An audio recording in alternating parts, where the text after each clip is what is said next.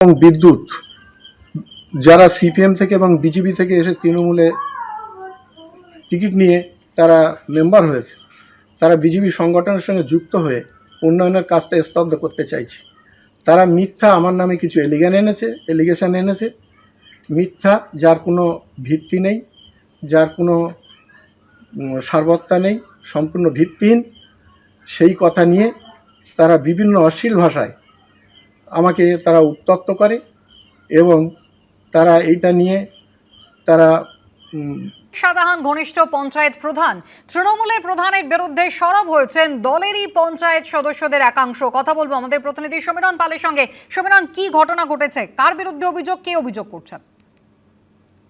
তোমাকে কুসুমিতা প্রথমে বলি, গতকাল সন্দেশখালী 2 নম্বর ব্লকের বিডিওর কাছে লিখিত অভিযোগ দায়ের করেছেন বেলমজুর 2 নম্বর গ্রাম পঞ্চায়েতের নির্মাণ সহায়ক তন্ময় প্রামাণিক। তিনি স্পষ্ট অভিযোগ করেছেন যে গতকাল একটি পঞ্চায়েতের উন্নয়ন সংক্রান্ত বৈঠক ছিল। আধিকারিকরা বেরিয়ে যাওয়ার পর বেলমজুর 2 নম্বর গ্রাম পঞ্চায়েতের তৃণমূলের প্রধান শেখ শাহজাহান ঘনিষ্ঠ হাজী সিদ্দিক মোল্লা তাকে প্রচ্ছন্ন হুমকি দেন এবং সেখানে স্পষ্ট বলেন যে কুড়ুল দিয়ে তার হাত পা কেটে ফেলা হবে। তুমি জানো, এর আগে সন্দেশখালী বিডিওকে মারধর, বিডিও অফিসে ভাঙচুরের ঘটনায় হাজী সিদ্দিক মোল্লার নাম জড়িয়েছিল এবং এফআইআর 1 নম্বর নাম ছিল। তার ঠিক পরে, বেশ কয়েক বছর পরে আবার তার নাম চলে এলো এবং সরকারি আধিকারিককে হুমকি দেওয়ার অভিযোগ, এবং এই মর্মে তিনি আতঙ্কিত হয়ে পড়েছেন এবং তিনি গতকালই কলকাতায় তার বাড়িতে ফিরে গেছেন এবং শারীরিকভাবে এবং মানসিকভাবে তিনি অসুস্থ, তিনি কাজে আসতে ভয় পাচ্ছেন, এমনটাই সূত্রের খবর।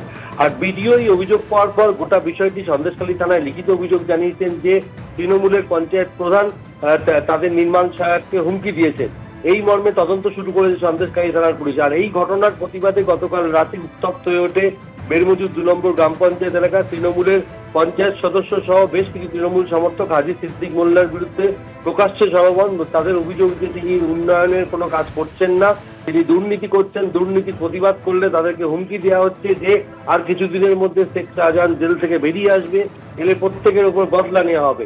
এবং রীতিমতো তারা আতঙ্কিত এই হাজী সিদ্দিক মোল্লার অত্যাচারে, এবং এই মর্মে তারা দলের শীর্ষ নেতৃত্বকেও জানিয়েছেন। গতকাল এই ঘটনাকে কেন্দ্র করে বেশ কিছু তৃণমূল সমর্থকরা বেলমজুর এলাকায় বিক্ষোভ দেখান।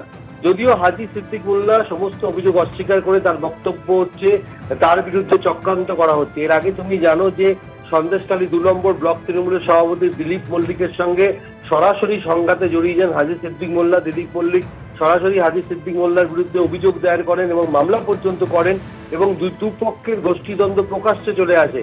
শেখ শাহজাহান জেলে চলে যাওয়ার পর তৃণমূলের দুটো গোষ্ঠী তৈরি হয়েছে।